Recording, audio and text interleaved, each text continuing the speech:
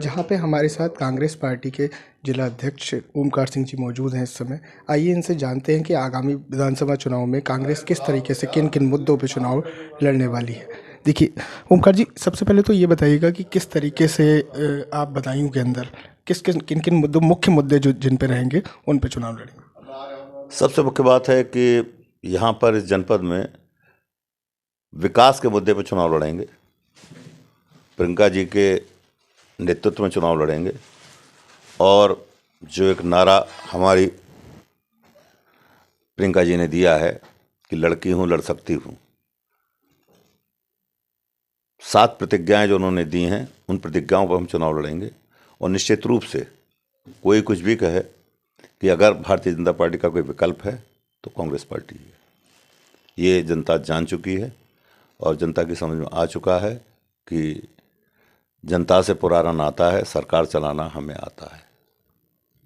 प्रियंका जी के आने के बाद में किस तरीके से कार्यकर्ताओं में जोश देख रहे हैं आप, क्या देख रहे हैं कि किस तरीके से कुछ बदलाव आया है?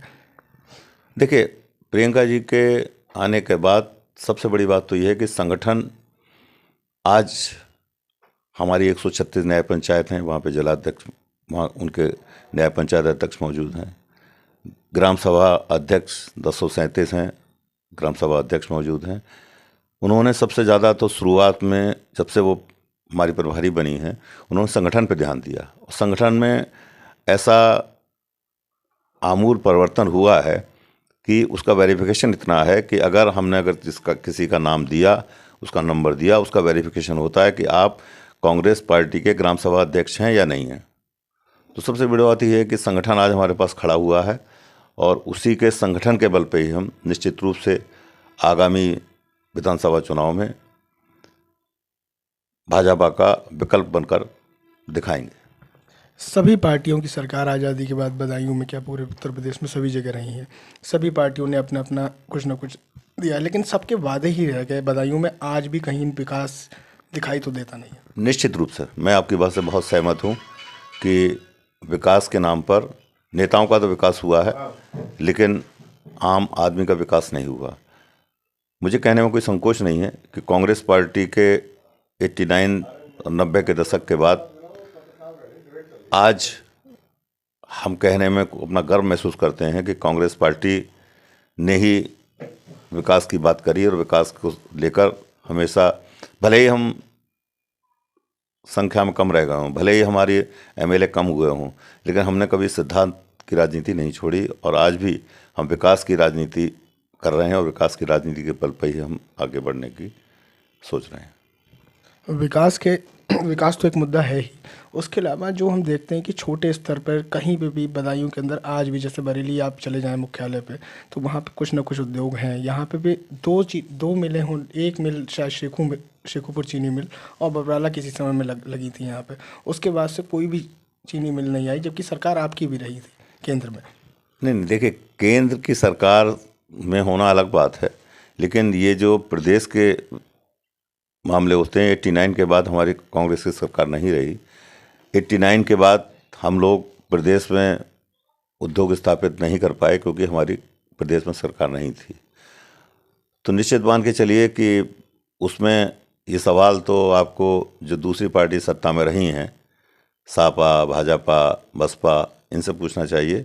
हम गर्व से कह सकते हैं कि 89 तक, 90 के दशक तक हमने विकास किया और प्रदेश में हम लोगों ने उद्योग लगवाए, खासतौर से बदायूं में। किस तरीके से देखते हैं यहाँ पे कितनी सीटें आप और किस लेवल तक जो आपके प्रत्याशी हैं जीतने की स्थिति में है? निश्चित हमारे कई सीटें ऐसी हैं कि जहाँ पर हम जीतने की स्थिति में हैं। बदायूं जनपद में मैं समझता हूँ कि हम 6 सीटों में 4 सीटें जीतने की स्थिति में हैं। दातागंज है, बिलसी है, बिसौली है और बदायूं है। 4 सीटें जीतने की स्थिति में हैं और बाकी जगह दोनों सीटों पे हम लड़ाई में रहेंगे। वहाँ भी गॉड नोज बेटर कि अगर कोई हमारी स्थिति बनती है वहाँ भी जीत सकते हैं। एक बात और सामने आ रही है कि समाजवादी पार्टी के साथ में आम आदमी पार्टी ने गठबंधन की ओर चले गए हैं वो, तो इससे कितना फ़ायदा होगा, क्या नुकसान होगा आपको? देखिए, हमारी पार्टी, हमारी प्रियंका जी ने साफ कह दिया है कि हम गठबंधन नहीं करेंगे और निश्चित रूप से पार्टी अकेला चलने में ही विश्वास रख रही है और हम लोग अकेले ही चुनाव लड़ेंगे और निश्चित रूप से इसको आने वाला परिणाम बताएगा कि प्रियंका जी की जो नीति थी वो ठीक थी।